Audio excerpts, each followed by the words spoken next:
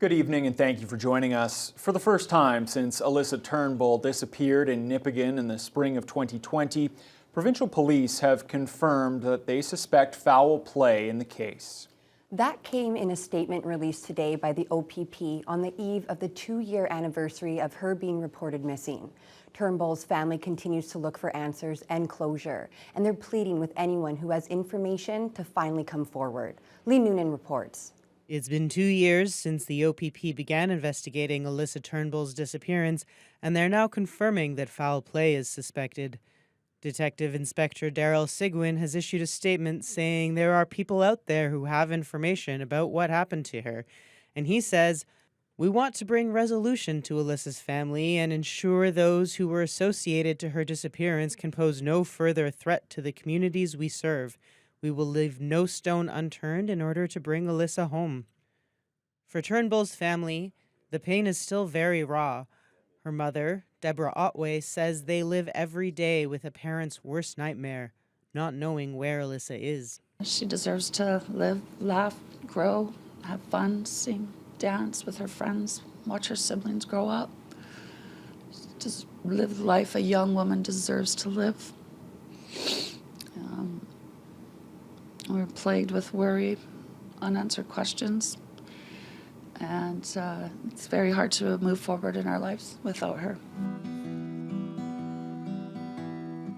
Sharing videos of Alyssa, photos, and mementos, her family remembers her as a goofball, someone who was comfortable in her skin and not afraid to be silly to get a laugh.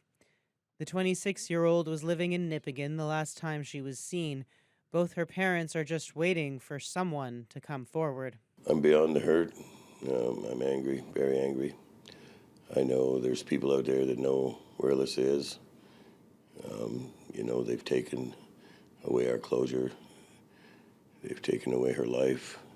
And we're just pleading with somebody to please come forward and tell us something. I just want to bring her home and try to find some peace in our lives, if that's even possible anymore.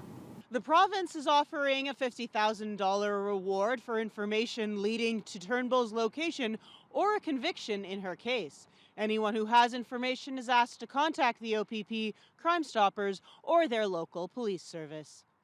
Leah Noonan, TBT News. Turning to COVID-19 now, Thunder Bay's top doctor acknowledges that the 6th wave of the pandemic has begun in the district, but the health unit refuses to speak about reinstating a mask mandate in the classroom, despite growing calls from medical professionals and school boards across the province. Corey Nordstrom has more on that. I think we're in the early stages of this wave. Dr. Janet DeMille says the BA2 subvariant of COVID-19 is responsible for the recent uptick in both cases of the virus and hospitalizations in the Thunder Bay district. The medical officer of health is nervous for what the future holds with fewer restrictions in place compared to previous waves of the pandemic. I think there are people that are going to experience serious illness, hospitalization. We might see, more deaths. And, those are people's family, people's friends, right? There's also long-term consequences of having COVID infection that some people experience.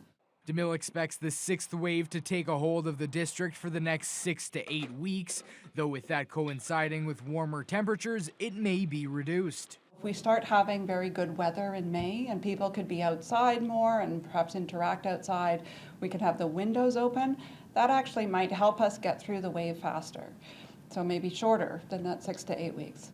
Other ways to lessen the impact of the wave, according to DeMille, are getting vaccinated and masking. Ontario's top doctor, Kieran Moore, strongly recommended that Ontarians wear a mask, though he chose not to reinstate a mandate on face coverings at his Tuesday presser. And though she has the power to make masking necessary again in the district, the medical officer of health has chosen not to, while giving the same recommendation as Moore. I'm generally supportive of masking. And I have been strongly encouraging people to wear masks, especially in indoor settings, especially those that may be more crowded or where they may be having close interactions with 1 or 2 individuals, for example. Corey Nordstrom, TBT News. Elsewhere in the province, one school board has voted to bring back face coverings for its students.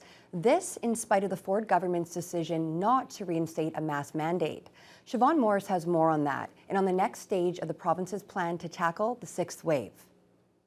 Starting today, the antiviral drug Paxlovid is available at hundreds of pharmacies across the province. It's available by prescription for people who are COVID positive and have health conditions that make them more likely to wind up in hospital. The drug has to be administered within 5 days, so experts say it makes sense to plan ahead. It's something to think about now, even before you get COVID, to say, like, listen, am I at risk for severe COVID? If I am at risk of severe COVID, I should think about a plan of how I'm going to get these antivirals. And it really isn't that hard to plan if you do a little bit of work ahead of time. The government is counting on the drug to help manage the number of people in Ontario hospitals.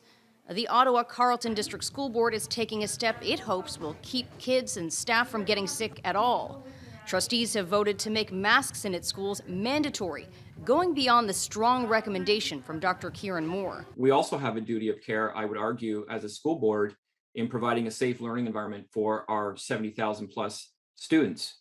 So this motion is really trying to bring forward, an extra safety measure in our school environment. But it's a measure dissenting voices feel give parents a false sense of security. We don't have the power to make people wear masks. There doesn't seem to be a way for school boards to enforce masking policies without a rule written by public health. There will be people in our schools, despite what the board has passed, that will not have masks on, and they will be there, and there's nothing we can do about it. This week, Hamilton's Public School Board voted to ask both the province and Hamilton Public Health Services to bring back mandatory masking in classrooms.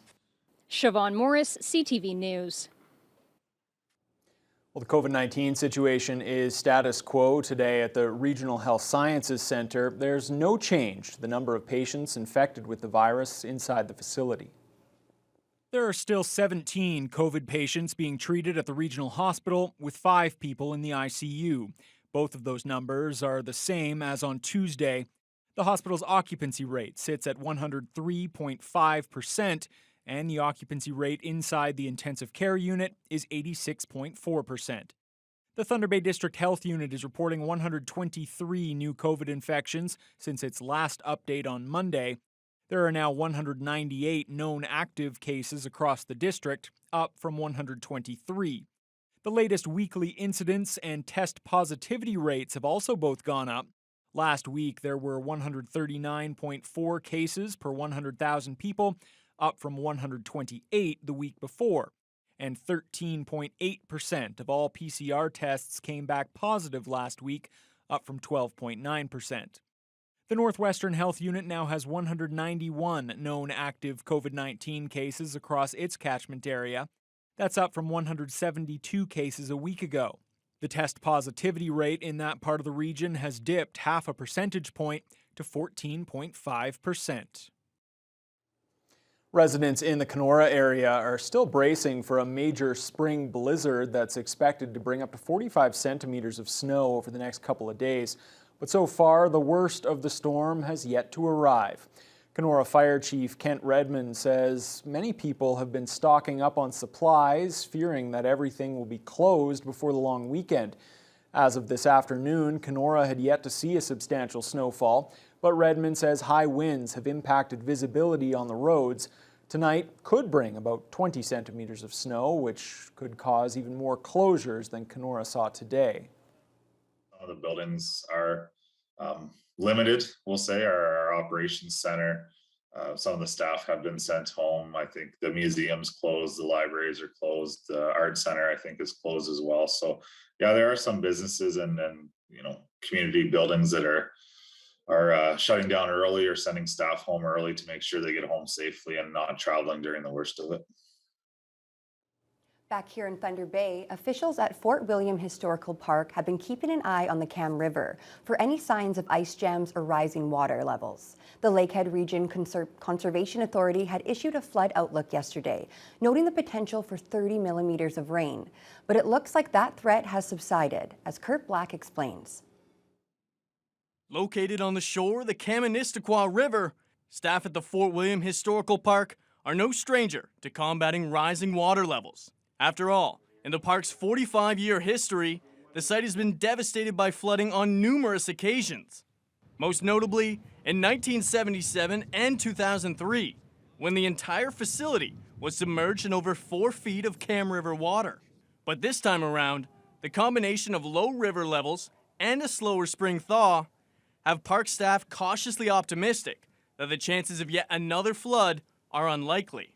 As it is right now, we have a very low level of water in front of us. Looking at the data, there's nothing too crazy going on upstream, and we're having still the slow melt. And then even with the rain coming, it should go into the snow a lot more. So if all is well, then we should be good. CAR estimates the water level currently is approximately 7 feet lower than it was prior to the January 2019 flood that canceled the park's winter carnival that year. But even though conditions aren't as concerning as in past spring seasons, staff at the Living History Museum are not taking any chances, making sure everything that isn't nailed down is safe and off the ground. While more precious antique items like tools and other artifacts have been transported off-site. As for the site's furry friends, all livestock remain on the property at the moment. But if Mother Nature is to throw a curveball the park's way, the well-being of all animals will be the staff's top priority. If it looks like there's any potential of danger, the animals are the first things to be moved either higher up on site or off-site immediately, even if it's a very slight potential. For the time being, staff will continue to get the Fort William Historical Park ready for whatever Mother Nature may have up her sleeve. Kurt Black, TBT News. A historic decision for Ontario colleges as the Ford government has announced they can now develop 3-year degree programs. Officials at Confederation College say the change will have a major impact on students here. Allowing degree programs is expected to help fulfill the growing demand from employers looking for graduates with more specialized qualifications. Prior to the provincial announcement, colleges were only able to award degrees to graduates of their career-focused 4-year programs. Confederation College President Kathleen Lynch praises the decision and speaks about the benefit to students. You're going to get this hands-on training. You're going to get the applied part of a college education that's so important to people, but you're going to leave with a degree at the end of the day. And that's really recognizable across not only Canada, but internationally. It's a great step forward for the colleges, a great step forward for our students, and I couldn't be more thrilled that the government's recognized the need for this step in our evolution. It's still unclear when Confederation College will be able to offer these new 3-year degree programs, as significant qualifications have to be met first. A team of civil engineering students from Lakehead University has won first place in a regional steel bridge building competition in Illinois. And now they're heading to the North American Championships next month.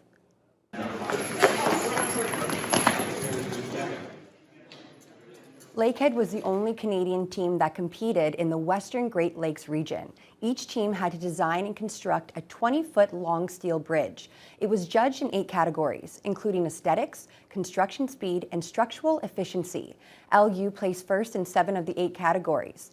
Team captain Damien Greda says the 5 team members spent about 1,500 hours working on their bridge over the past year, redefining the design, constructing parts, and rehearsing their assembly. Once we finished the bridge and we saw our initial results, we felt absolutely fantastic. And given the circumstances of the rules this year, it was a little bit of a toss-up what other teams were going to be bringing from other universities. As soon as we set up for aesthetics, I think it really set in that we were a contender and everyone was intimidated by our bridge. There's one connection that we came up with, and we were racking our brains for days trying to figure out a way to make a connection that was legal within the rules. And when we got to the competition, when the judges were inspecting it, they were just blown away. They're like, "This is ingenious. We love it." So that was a big, great moment. It was just, you know, our thought paid off to this one thing that was really appreciated. The team still has work to do before May 27th, when they'll compete in the North American Finals at Virginia Tech. Well, back to that big